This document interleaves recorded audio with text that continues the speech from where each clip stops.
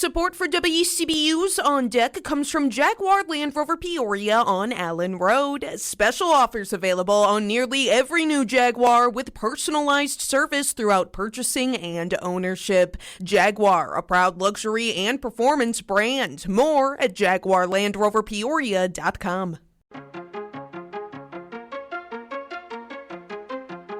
A Supreme Court ruling may change the way Central Illinois cities handle unhoused people sleeping outside.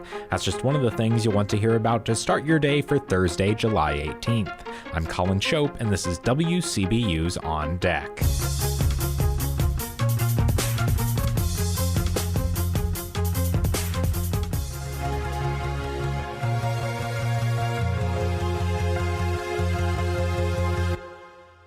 First on deck today, an Illinois lawmaker calls the selection of Ohio Senator J.D. Vance to be Donald Trump's running mate a solid choice.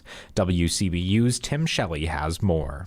Dunlap Republican Darren LaHood called the author of the best-selling memoir Hillbilly Elegy intelligent and capable. He also sees the pick as politically savvy. I think if you look at the fact that the Midwestern states are going to be important, Wisconsin, Michigan, Pennsylvania, Ohio, J.D. Vance brings a perspective of Midwestern humbleness that I think will show through in the election. Though LaHood tells the 21st show he hasn't always agreed with some of the rhetoric used by Trump, he expects the party to unify behind the former president. That's especially true following last weekend's assassination attempt on the former president.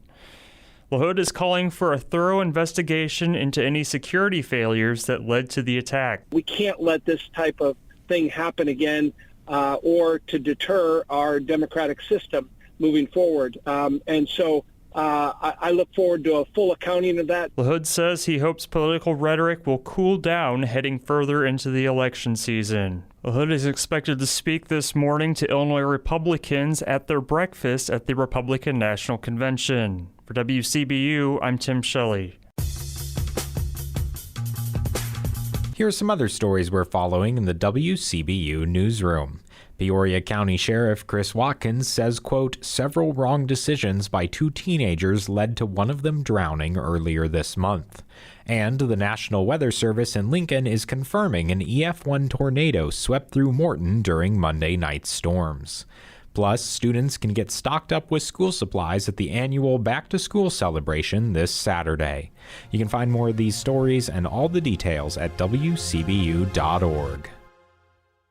In June, the Supreme Court took up a case examining punishments doled out by a rural Oregon town for people sleeping outside with nowhere else to go.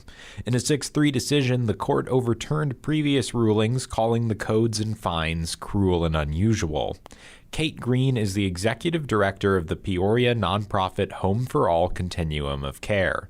While she calls the ability to penalize people for sleeping outside unfathomable, she's hopeful communities will be thoughtful about how and if they apply this ruling. I'm hopeful that what we'll see roll out across certainly our service area, but many parts of the country, is not necessarily leaning into that ability to criminalize, but instead really look at root causes of homelessness and figuring out how we can come together to address it. Many greater Peoria area communities do not have a city code in place similar to those examined in the Supreme Court decision. However, they may consider it now.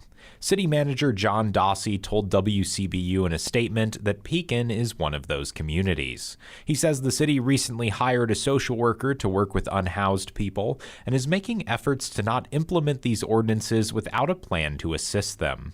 Quote, we have to consider actions to ensure the safety of the public and clean up the current conditions, but do so with a plan in place that provides them with assistance and keeps their individual rights in mind, end quote.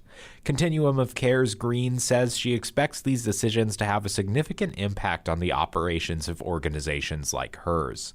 Initially, she says, numbers could go down around unsheltered homelessness, but that would be because more people are getting fines and jail time on their record. What we find when we're working day in and day out with individuals experiencing homelessness who already have those kinds of things on their records, it's just 10 times harder to house them, unfortunately. And so what I think we'll see over time is actually it exacerbates the problem. Some see the penalties as a potential motivator to move unhoused people toward available community resources.